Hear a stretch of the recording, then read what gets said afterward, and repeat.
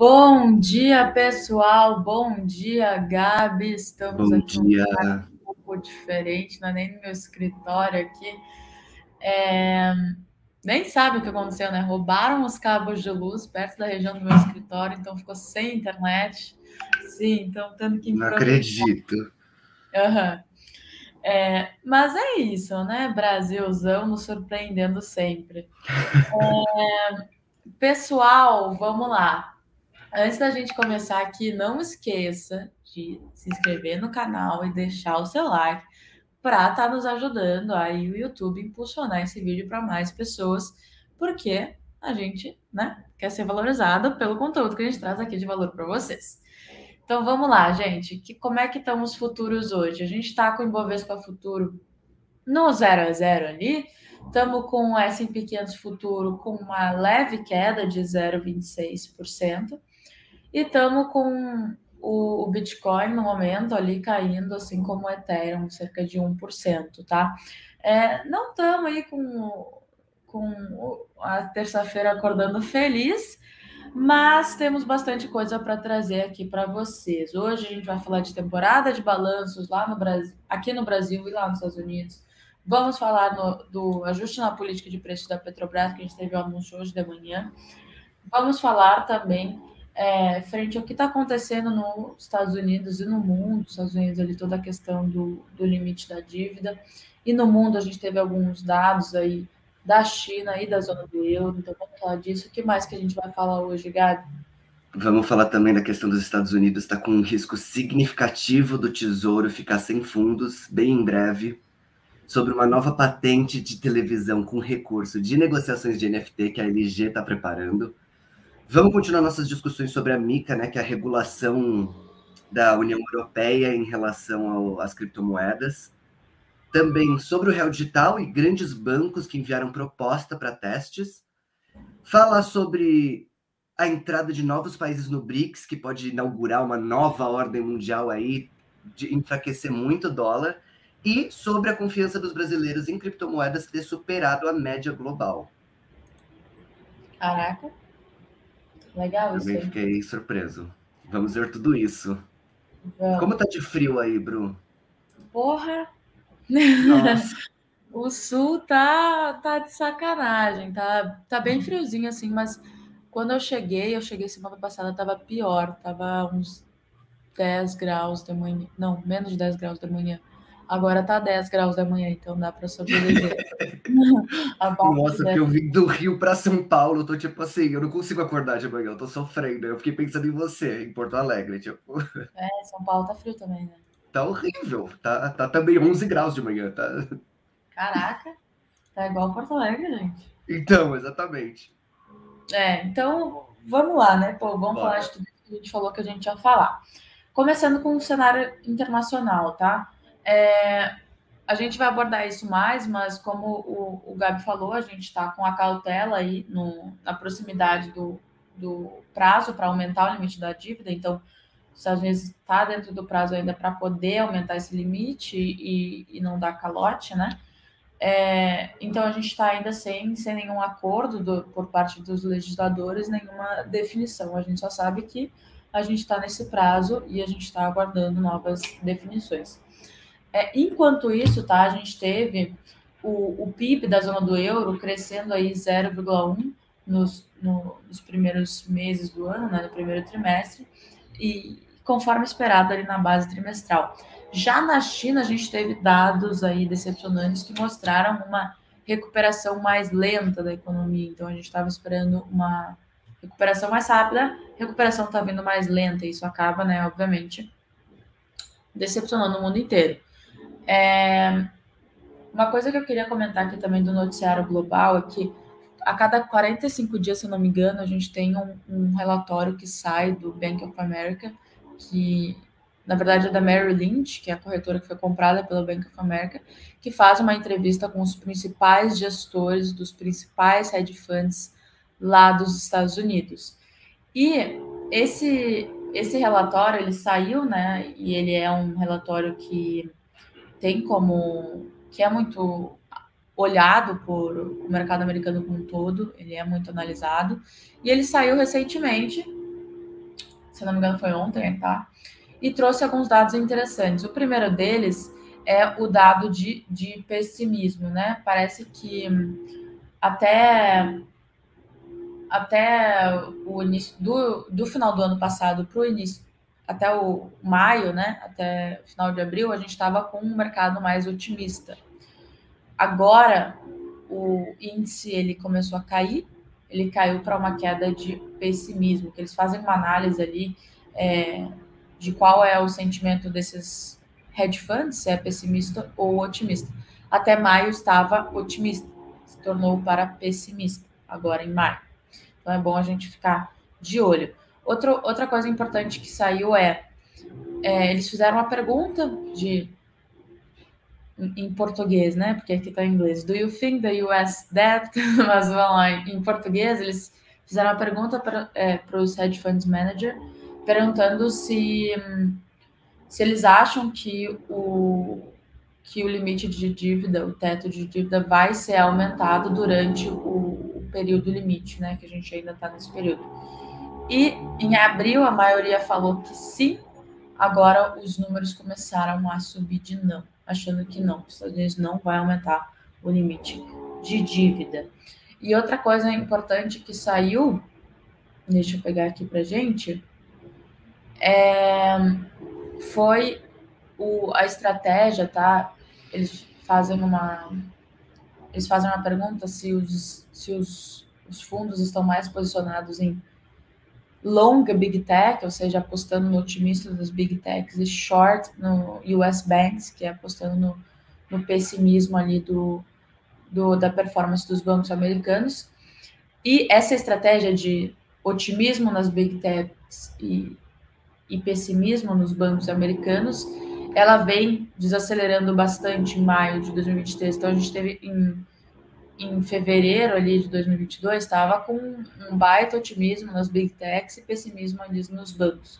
Agora a gente está no auge justamente do pessimismo nas Big Techs e do otimismo nos bancos. Então, a gente percebe como eles estão mais pessimistas em relação ao mercado americano como um todo, em relação às empresas de crescimento, né?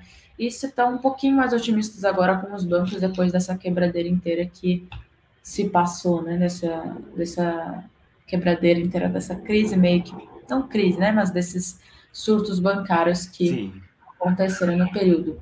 Mas e no noticiário cripto, Gabi, como é que a gente está? Então, antes de entrar no noticiário cripto, eu queria trazer um pouco mais sobre essa questão do Tesouro dos Estados Unidos. Legal. Que, de acordo com o Cointelegraph, o governo dos Estados Unidos está enfrentando um risco significativo de não mais cumprir todas as obrigações financeiras já em junho, mês que vem, de acordo com um relatório recente que saiu. Então, segundo esse relatório que foi publicado dia 12 de maio, pelo Escritório de Orçamento do Congresso do ZEUA, o CBO, o risco do governo do ZEUA dar calote na sua dívida no futuro próximo decorre de ter atingido seu limite estatutário de dívida de 31,4 trilhões de dólares. Em janeiro, isso. Pouco dinheiro. É um bom dinheiro, uma boa grana aí. E o CBO prevê que, se o limite da dívida permanecer inalterado, o governo dos Estados Unidos poderá entrar em apuros já em junho. Então, o déficit orçamentário federal está previsto que vai ser de 1,5 trilhões de dólares em 2023, o que é 100 bilhões de dólares a mais do que inicialmente estava sendo estimado em fevereiro. E foi enfatizado que o resultado do caso em curso, né, agora na Suprema Corte, sobre o cancelamento da dívida de empréstimos estudantis pendentes, pode ter uma influência significativa na receita total para 2023. Uma queda na arrecadação de impostos registrada até abril também foi observada como tendo o potencial de contribuir para esse déficit maior do que inicialmente tinha sido previsto, de acordo com tudo isso com o relatório. No entanto, com base em dados projetados, o CBO não espera uma diminuição no crescimento do déficit tão cedo. Foi previsto que esses déficits anuais quase vão dobrar na próxima década, atingindo 2,7 trilhões de dólares em 2033. Que é o ano em que o CBO está prevendo o maior nível de dívida nacional já documentado nos Estados Unidos. Então a gente está vendo realmente esse período, como você falou, bem complicado, né? Na verdade, o que acontece, né? A gente sempre tem questionamentos, né, frente aos Estados Unidos, e uma coisa é fato, ele continua sendo uma das maiores economias do mundo e também continua a maioria dos países tendo reservas em dólar, né? Grande parte dos países tendo reserva em dólar. O que vem se questionando bastante esse ano é justamente frente à força do dólar, né? E a reposição do dólar para outras moedas, só que se a gente para pensar também vai ser reposto por o quê? E o yuan da China, que ninguém confia, pelo euro, que está pior pela zona do euro, né, que está pior que o dólar, vai ser reposto pelo quê? Então, a gente até vai falar um pouco disso hoje, né, em relação a essa questão da moeda do BRICS e toda essa história que está rolando aí com os países em desenvolvimento. Mas sim, eu acho que também chama essa atenção exatamente pela potência que é os Estados Unidos. Todos esses déficits, todas essas questões que acontecem lá acabam chamando muita atenção e acabam virando uma notícia muito grande, porque é impacto global, nunca é localizado. Exatamente, nunca é localizado. Mas bora entrar em cripto, então. Primeiro de tudo, preço do Bitcoin, de acordo com o nosso analista especialista Lick aqui, o Bitcoin hoje encontrou uma barreira, a análise foi feita hoje, né? Mas o Bitcoin encontrou uma barreira no nível de $27.400, e aí ele destaca que o destaque dele vai para a formação de um fundo mais baixo que o anterior. Caso o preço do Bitcoin imprima no gráfico um topo mais baixo que o anterior, pode ter o início de uma tendência de baixa, e para invalidar esse cenário, a expectativa positiva é o rompimento do topo no nível dos $29.898. Para o lado negativo tem isso, o rompimento desse suporte de $25.793 é uma clara indicação de fraqueza da força compradora, que pode dar início a um período de baixa. Com o Ethereum, o preço do Ethereum está se mantendo acima do suporte de $1.794, e a manutenção desse cenário deve favorecer os investidores mais otimistas que buscam o rompimento da resistência de $1.997. Vale destacar também o indicador RSI estocástico, apontando para uma fraqueza da força vendedora, o que pode favorecer o movimento de alta. Para o lado negativo, a gente tem o cenário em que o preço do Ethereum possa perder esse suporte dos $1.794 e acabar testando um nível de $1.732. Uma queda abaixo desse nível, nosso especialista coloca como um sinal de pessimismo. Então, essa atualização dos dois preços do Bitcoin e do Ethereum para hoje. De notícias, a gente teve que a empresa de tecnologia sul-coreana, a LG Electronics, que a gente conhece, entrou com um pedido de patente junto à Organização Mundial da Propriedade Intelectual, afirmando que conseguiu desenvolver uma Smart TV baseada em blockchain que permite aos usuários trocar tokens não fungíveis, ou seja, NFTs, entre si. A informação foi publicada no Banco de Dados Global da OMPI, que é essa Organização Mundial das Patentes, né, da Propriedade Intelectual. E segundo as regras da organização, o pedido de patente é publicado 18 meses após a data de envio ou depósito prioritário. Então, com base nesse cronograma, o pedido da LG foi enviado em novembro de 2021 e as próximas etapas incluem o exame substantivo, seguido pela concessão ou recusa de proteção legal à invenção. De acordo com o pedido da LG, a tecnologia dessa televisão permite que os dispositivos se conectem com uma carteira cripto e um servidor de marketplace de NFTs, para permitir as transações. Quando estão conectadas a um servidor de marketplace, a TV incorpora QR Codes na tela que permitem aos usuários concluir transações por meio de uma carteira digital. O pedido segue o lançamento de uma plataforma própria de negociações de NFTs pela empresa em setembro de 2022, o LG Art Lab Marketplace, que é baseado na rede blockchain da Hedera.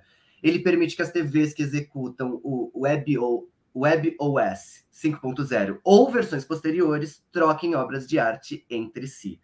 Ainda não está claro se a nova TV, essa nova televisão registrada pela companhia, vai se integrar a diferentes carteiras digitais ou vai ficar restrita a Wallipto da LG, e que é a carteira de criptomoedas deles, para smartphones, que também está disponível no Art Lab Marketplace.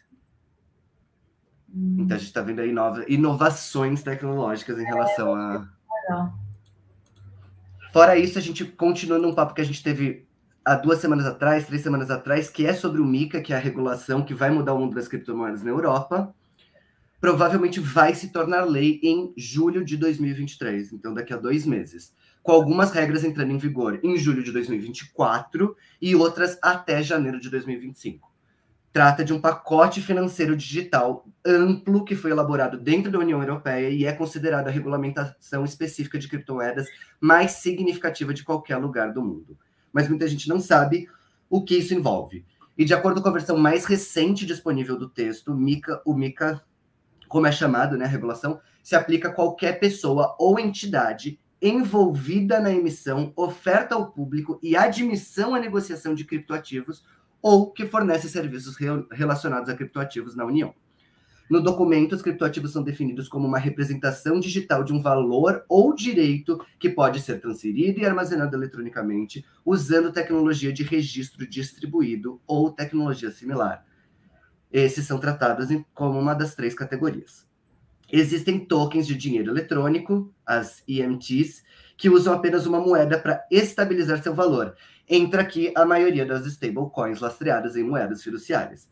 Em seguida, eles também colocam uma categoria de tokens referenciados a ativos, que fixam seu valor a algo diferente, a uma cesta de moedas de ativo, algo bem próximo do que a gente viu a CVM categorizando. E o terceiro tipo abrange praticamente todos os outros tipos de ativos criptográficos, com algumas exceções notáveis, como aqueles que já são cobertos pela legislação existente. Para evitar uma sobrecarga nas pequenas empresas, os projetos que são oferecidos a menos de 150 residentes da União Europeia ou que valem menos de 1 milhão de euros ao longo de 12 meses são isentos da obrigação de publicar um white paper, mas ainda precisam seguir outras regras. Sim. Tem mais de 500 páginas, e aí nessas 500 páginas a MiCA introduz uma série de novos padrões e regras. Em resumo, eles incluem regras mais rígidas para as stablecoins, mais obrigações de divulgação para todas as empresas de criptomoedas e a implementação de procedimentos de combate à lavagem de dinheiro e segurança de dados. É uma coisa que a gente está vendo no mundo todo. No Brasil também tem uma atenção cada vez maior em relação, principalmente, a essa questão de lavagem de dinheiro, questões sérias de compliance, né? E segundo a proposta, um provedor de serviços de ativos criptográficos, chamados de CASP, é qualquer empresa ou pessoa que fornece serviços relacionados à criptografia de forma profissional. Depois de obterem uma licença de um regulador em um país, esses CASPs poderão oferecer seus serviços em toda a União Europeia, que consiste em 27 países hoje. Um dos principais objetivos da MiCA é realmente harmonizar as regras em todo o bloco e substituir a abordagem fragmentada de diferentes países. Vale a pena ler essa matéria completa no portal do Bitcoin, que a gente vai deixar depois aqui na descrição. E a maioria das pessoas nem sabe, né? Mas essa questão de combate à lavagem de dinheiro é uma questão muito séria, que tem organizações internacionais e organizações nacionais só para lidar com isso e trazer novas políticas, né, de abordagem aí para que isso não aconteça. E cada vez envolve o planeta todo, né? Porque você está com diferentes países fazendo lavagem de dinheiro que incluem diversos países, inclusive pela facilidade das criptomoedas. Não em lavagem de dinheiro, em dinheiro mesmo, em ser um dinheiro. Tem um grupo internacional, se não me engano, o nome dele é GAF, que é justamente só, inclui diversos países, que é só para implementar políticas para este combate. E tem várias penalidades também, e se a gente olha, tem até que eles chamam, né, de PND-FT, que é combate à lavagem de dinheiro e a financiamento ao terrorismo. Então, assim, tem várias estratégias e várias coisas em cima disso. Então, é uma coisa muito séria, é uma coisa que já está avançando. Se já está avançando no mercado cripto, quer dizer que a gente já está realmente dando um passo largo aí para a consolidação desse mercado dentre os outros, né? Totalmente, eu acho que isso está acontecendo também no Brasil, por exemplo, a LIC tem um programa de compliance muito forte, envolvendo também essas políticas anti-lavagem de dinheiro, anti-financiamento de terrorismo, e cada vez mais empresas ligadas a criptoativos estão prestando atenção nessa parte, né? Em todo o mundo. Exatamente, tem que prestar, né, gente? É isso aí, não tem muito escapatório. E agora falando um pouco de Petrobras, né? O que aconteceu? Então, Petrobras vai lá, anunciou uma nova estratégia ali de mudança na sua política de preços para combustível, com justamente o objetivo aí de equilibrar os mercados nacional e internacional. Só que, antes de falar disso, na verdade, a mudança, ela teve ali o abandono o abandono da política de paridade de importação de combustíveis iniciada no governo Michel Temer, embora a companhia não tenha apresentado uma fórmula objetiva ou critérios claros que serão utilizados no reajuste daqui para frente. Ou seja, ela falou que vai abandonar, mas não teve uma clareza ali do que vai acontecer então daqui para frente. O que a gente sabe é que a gente vai ter um maior número de avaliações para mudança de preço, mas a gente não sabe exatamente qual vai ser a fórmula e como vai acontecer. Então tem muita coisa ainda muito blur ali, né? Muito borrada, a gente ainda não sabe direito como vai funcionar, mas a gente sabe que isso é de extrema importância a gente acompanhar, né? Porque não só como consumidores, como investidores também. O preço da gasolina e do diesel vai impactar aquele transportador de uma empresa de logística. Então, quem sabe o custo dessa empresa vai ficar mais alto, e aí, por exemplo, o balanço da Amazon pode ser prejudicado, a Amazon aqui no Brasil, né? Que consolida o balanço lá fora, mas pode ser prejudicado o balanço de outras empresas. Então, e até coisas que tocam na vida do cotidiano das pessoas, né? O Brasil sendo esse país que teve a brisa errada de fazer, de um tamanho continental o país, fazer todas as movimentações por caminhões, por estrada, rodovia, isso aumenta preço de supermercado. É o que a gente viu acontecer quando subiu também a gasolina poucos anos atrás, ano passado, nos últimos anos, assim. Eu acho que eles devem estar tentando reduzir o preço da gasolina mais do que aumentar, mas aí precisa de critérios bem estabelecidos nisso, porque eu lembro que a paridade com o dólar acabou sendo uma das causas para esse aumento desenfreado da gasolina. Em poucos meses passa de 5 a 10 reais, e aí dá esse colapso geral que você está falando, que afeta a Amazon e afeta o mercadinho que a gente vai comprar uma fruta, um macarrão. Exatamente. Na verdade, a ideia, né, com essa mudança é justamente a Petrobras, eles até falaram no anunciamento, a Petrobras tem, com a mudança, a Petrobras tem mais flexibilidade para praticar preços competitivos, se valendo de suas melhores condições de produção e logística e disputando o mercado com outros atores que comercializam combustíveis no Brasil, como distribuidoras e importadoras. Então, eu acho que a ideia deles é baixar, mas eu acho que vai acabar aumentando o preço, porque agora não vai ter paridade nenhuma, né? Vai ser mais livre. E isso, dependendo da demanda, pode acabar prejudicando. Mas vamos acompanhar, né? Sem fórmula nenhuma, sem nenhuma definição, não tem como a gente dizer aqui uma coisa que pode não acabar acontecendo.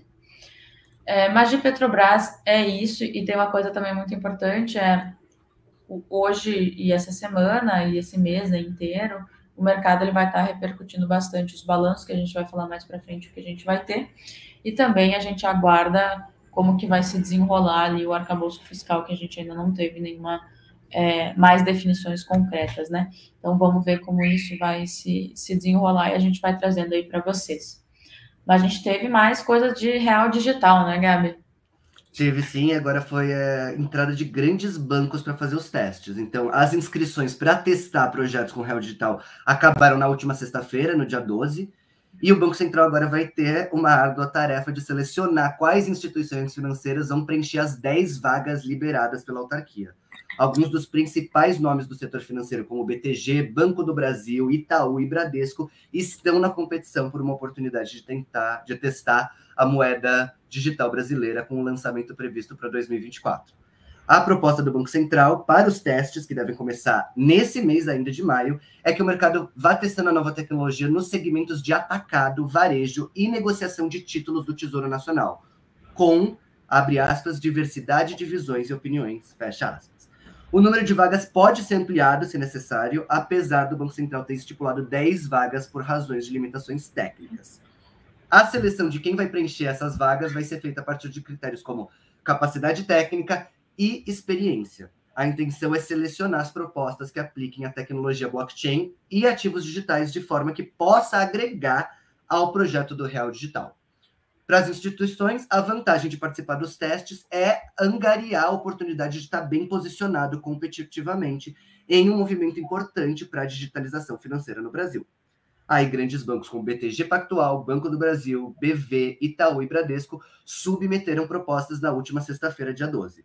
O BTG Pactual, por exemplo, já possui plataforma de negociação de criptoativos e experiência em tokenização. Mas o que surpreendeu realmente foi nomes como Caixa, Banco do Brasil e Banco da Amazônia e Banco de Brasília, que até o momento não tinham demonstrado interesse em criptoativos ou tecnologia blockchain e também se candidataram. Que banco é BV, tu falou? Banco Votorantim. Nossa, não conhecia esse banco.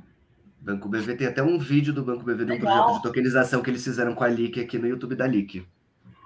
Legal, tá avançando bastante, né? Dá para ler mais dessa matéria completa na Exame. Depois a gente vai adicionar também os links todos na descrição, como eu falei. Tá. Agora vamos para a grande notícia polêmica, que era o que a gente estava falando no começo de hoje, né? Do Hora Cripto de hoje do programa. A Livecoin soltou uma matéria chamada Fim do Dólar. Entrada de novos países no BRICS pode inaugurar nova ordem mundial. Então, de acordo com a Livecoins, a Aliança BRICS pode se expandir com a entrada de mais países. Segundo Anil Suclau, não sei exatamente falar o sobrenome, que é o embaixador sul-africano, o que pode fortalecer ainda mais o bloco e colocá-lo em posição de inaugurar uma nova ordem financeira global. Mais de uma dúzia de países já se inscreveram formal e informalmente para ingressar no BRICS, e a decisão de permitir sua entrada poderá ser tomada na próxima cúpula, em agosto, que vai acontecer na África do Sul. Atualmente, o BRICS é composto por 5 países, Brasil, Rússia, Índia, China e África do Sul, mas com a entrada desses novos países, a aliança pode passar a ser conhecida como BRICS+, BRICS Plus. De acordo com a Bloomberg, 19 países já expressaram o desejo de participar do grupo e aceitar a nova moeda para o comércio internacional. 13 expressaram formalmente e 6 informalmente. O encontro vai servir para discutir a ampliação do bloco e as modalidades de como isso vai acontecer. Desde a formação como BRIC, em 2006, o grupo adicionou apenas um novo membro, que é especificamente a África do Sul, onde vai rolar aí o próximo encontro. E entre os países que manifestaram formalmente interesse em ingressar estão a Arábia Saudita e o Irã, e entre os informais estão a Argentina, Emirados Árabes Unidos, Argélia, Egito, Bahrein e a Indonésia. Eu não sei falar direito o nome desse país, tá? Além de 2 nações da África Oriental e uma da África Ocidental que não foram identificadas. A entrada desses novos países pode colocar o dólar e o euro em desvantagem, já que os países em desenvolvimento poderiam acabar com a dependência do dólar, exatamente o que você estava falando mais cedo, Bill, nessa questão de as negociações globais acontecem em dólar. Se muitos países abandonarem o dólar e iniciarem transações internacionais com uma nova moeda, o dólar pode ser atingido, enfraquecendo em escala global e não encontrando meios de financiar seu déficit. Além disso, muitos dos países interessados em ingressar no BRICS são ricos em petróleo, o que poderia obrigar os países europeus a pagar com a nova moeda pelo petróleo, e não o dólar, afetando diversos setores nos Estados Unidos.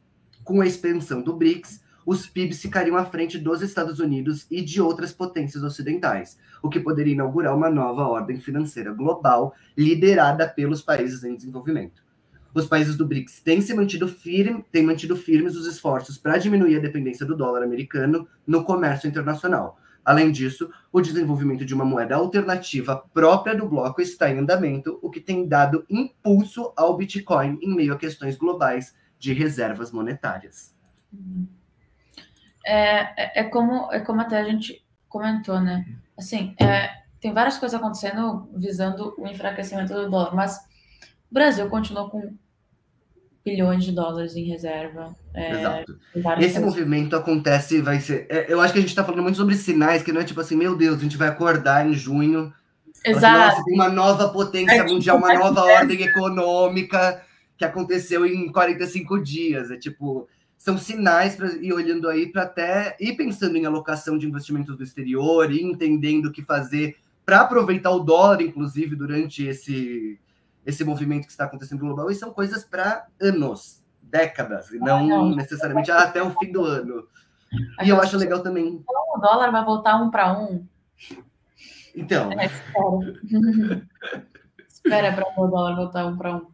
De qualquer jeito, também, essa moeda do BRICS não é uma moeda que seria uma moeda para o dia a dia, que a gente vai usar a mesma moeda no Brasil, na Rússia, na Índia, na China, na África do Sul, no Afeganistão, no Irã, na Argentina. É uma moeda para negociações internacionais, né? Para exatamente pautar essa questão do combustível. Então não vai mudar, não vai acabar o real, por exemplo, assim, de...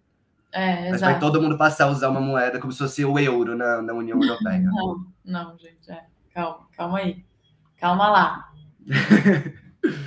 E para fechar, a gente tem também essa coisa da confiança de brasileiros em criptomoedas supera a média global.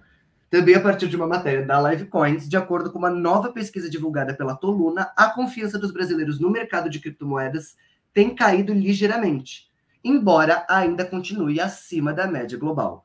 O crescente interesse em criptomoedas ao longo da última década parece estar entrando em nossa vida diária também. Pra gente parece óbvio. Com marcas mainstream como PayPal, Mastercard começando a aceitar pagamentos em moeda digital e até instituições como o governo de El Salvador querendo posicionar-se como players-chave em negócios relacionados a criptomoedas, a popularidade desses ativos está crescendo.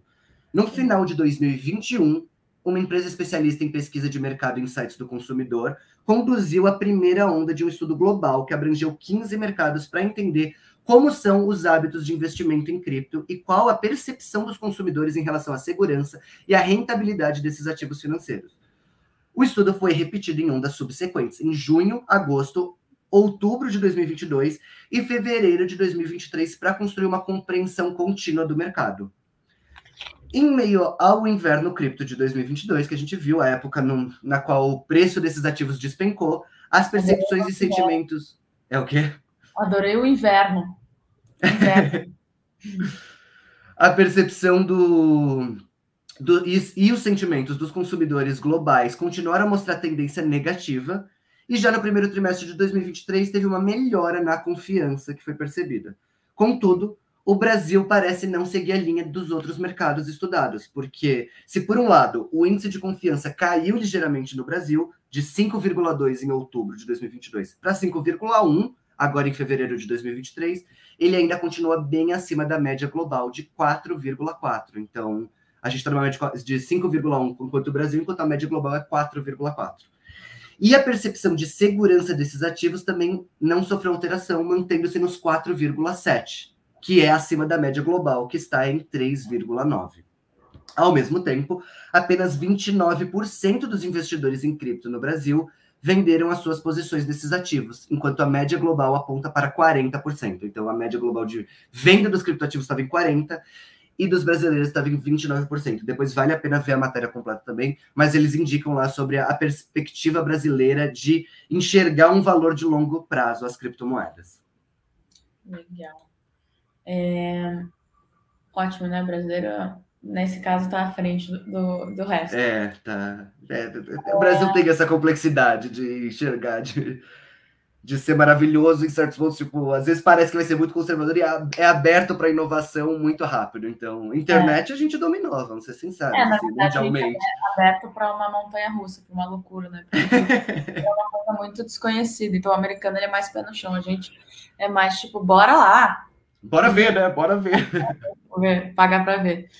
Mas, gente, vamos lá. Então, a gente tem coisas muito importantes agora. Calendário de resultados. Americano primeiro, tá? A gente teve de manhã agora a Home Depot, uma das maiores empresas de... Quem já foi para os Estados Unidos sabe, uma das maiores empresas de vendas de coisas para casa lá fora. Todo mundo ama a Home Depot. Temos amanhã, tá? Antes da abertura do mercado, Target, que é também uma das maiores varejistas. Essa é a semana das varejistas, né? Com alguns adendos para a Cisco, que a gente tem depois do fechamento do mercado. E temos, quinta-feira, Alibaba, né? Quem não conhece a Alibaba, a chinesa. Antes da abertura do mercado, Walmart, a maior, se não a maior varejista do mundo, uma das maiores varejistas do mundo. E depois do fechamento do mercado temos o Ross, e sexta-feira a gente tem John Deere, né? A maior fabricante de máquinas para o setor do agronegócio. O que eu queria destacar aqui para vocês? Resultado da Home Depot já saiu, estava caindo antes da abertura do mercado, cerca de 3%, porque mostrou aí, primeiro que os resultados vieram abaixo da expectativa e o guidance, que é a perspectiva para os resultados futuros, também vieram abaixo da expectativa. E mostrou aí também que justamente a inflação impactando, fazendo com que os consumidores comprem menos, porque as coisas estão mais caras. Então, os consumidores deixando de consumir, a gente tinha mais um sinal ali de recessão, né? E aqui no Brasil, gente, a gente teve alguns resultados que eu trouxe para destacar. Resultados que temos para sair, tá? A gente saiu bastante coisa ontem, tá? Saiu Itaúsa, Horizon, Tauras, Armas, Saraiva, Sequoia, Nubank, Mundial. Saiu assim, ó, muita coisa ontem.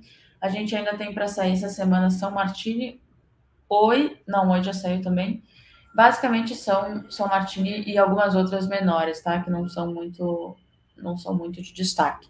Mas o que eu queria trazer de destaque aqui para vocês é que saiu Itaúsa, o lucro líquido da holding atingiu 2,67 bilhões, manteve aí, não cresceu muito em relação ao primeiro trimestre de 2022. O Banco do Brasil anunciou um lucro líquido ajustado de 8,55 bilhões de reais entre janeiro e março, né, com uma elevação anual de 29%. Então, aumentou 29% o lucro em frente ao trimestre anterior. Bem bom, né? Magazine Luiza reportou um prejuízo líquido de 309 milhões, estamos num ambiente, né, ruim para compras, contra um prejuízo de 98 milhões. Então, ano passado, no mesmo trimestre, agora veio um prejuízo líquido de 98 milhões. Agora 309 milhões. É bastante coisa de prejuízo, tá? Basicamente, esse era os resultados que eu queria trazer para vocês. E mais um que eu queria pegar aqui, só que não apareceu. Já vou só um instantinho. Que é o da BRF, tá? Teve um prejuízo líquido de 1,24 bilhão, né? 1,24 bilhão no primeiro trimestre, com um recuo de 35%. Então, ano passado teve 1,58 bilhão de prejuízo e agora 1,024 bilhão. Então, conseguiu reduzir aí. Quem não sabe, a BRF é dona da Sadia, Perdigão. Então, você deve conhecer aí Sadia e Perdigão. Mas basicamente conseguiu reduzir o prejuízo. A inflação impacta bastante as empresas, então é importante que a gente acompanhe para ver se vai retornar o lucro, né, que teve ali durante a pandemia, principalmente. Mas acho que de temporada de resultado é isso, e eu acho que por essa live é isso, né? A gente até já trouxe bastante coisa, você entendeu bastante aqui. Quase que eu perdi os tokens que saíram na Leak agora. Tá me distraído o que você estava fazendo, porque eu vi que abriram. Fui lá aproveitar que eu estava com medo que acabasse muito rápido. Saiu novos tokens, Gabi? Saiu. Aqui entre nós. Tá. Eu fui olhar a plataforma e fiquei, peraí, que é isso? Enquanto a gente tá em live, não. Pelo amor de Deus, que eu quero. Bom, gente, tem mais algum recado? Pessoal, não esqueçam de se inscrever no canal, deixar seu like, seguir a Lick nas redes sociais, Instagram LickBR, e aguardamos vocês quinta-feira novamente, tá bom? Muito obrigada a todos que participaram e uma boa terça-feira. Tchau, gente. Bom frio para vocês. Tchau.